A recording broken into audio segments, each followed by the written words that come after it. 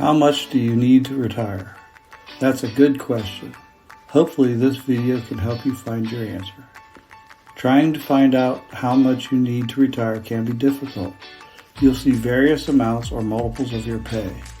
But the truth is only you can really determine how much will be needed for your retirement. We'll take a look at a way to help you come up with a good answer. Please remember this video is for information only and should not be taken as financial advice. I don't know your financial situation.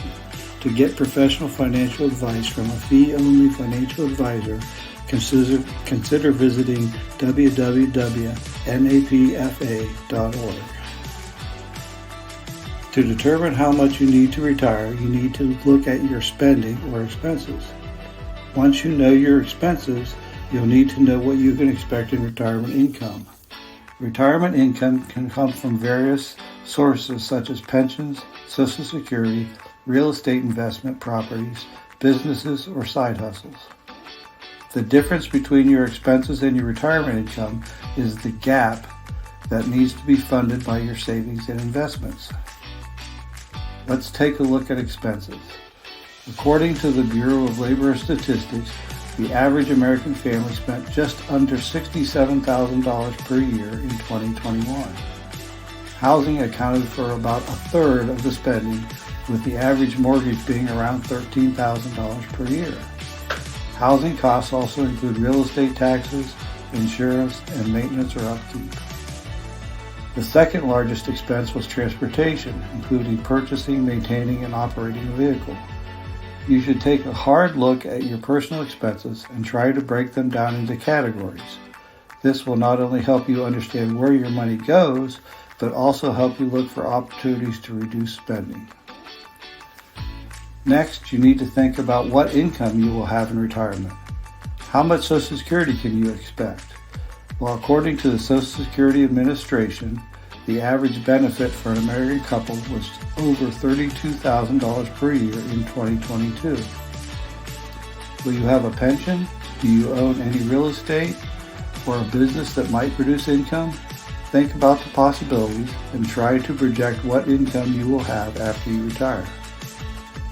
Now let's look at an example and try to calculate our gap and then project our target retirement savings. In this example, we will use projected spending of $67,000, which is just over the average we mentioned earlier. Now remember that we will have to pay taxes on income used for spending, so that's about 20% or $13,000 to get to our projected total expenses of $80,000 per year.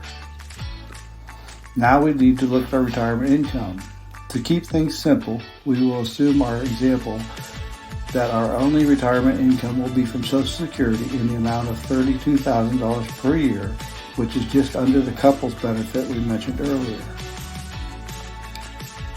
Taking our expenses of $80,000 and subtracting our retirement income of $32,000 leaves us with a gap of $48,000 per year that will need to be funded by our savings and investments.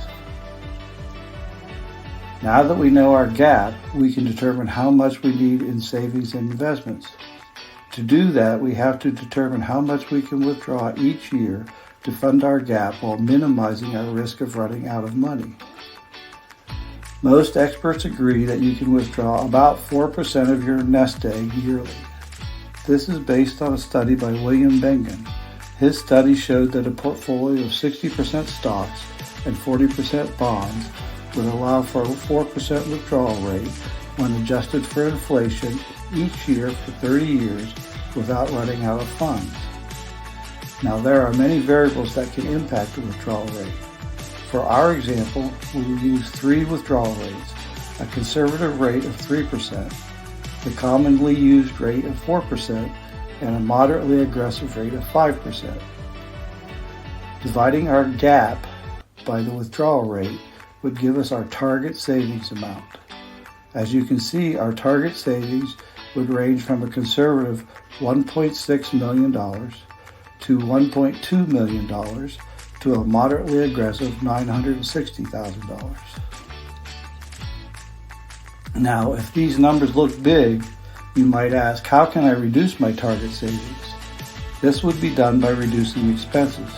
For our example, if we paid off our mortgage of $13,000, we would also avoid the associated 20% tax on income to cover the mortgage. This would reduce our total expenses by about $15,500, and our gap would drop to $32,500. Now dividing our gap by the withdrawal rate would give us a target savings amount ranging from a conservative $1.08 million to $810,000 to a moderately aggressive $650,000.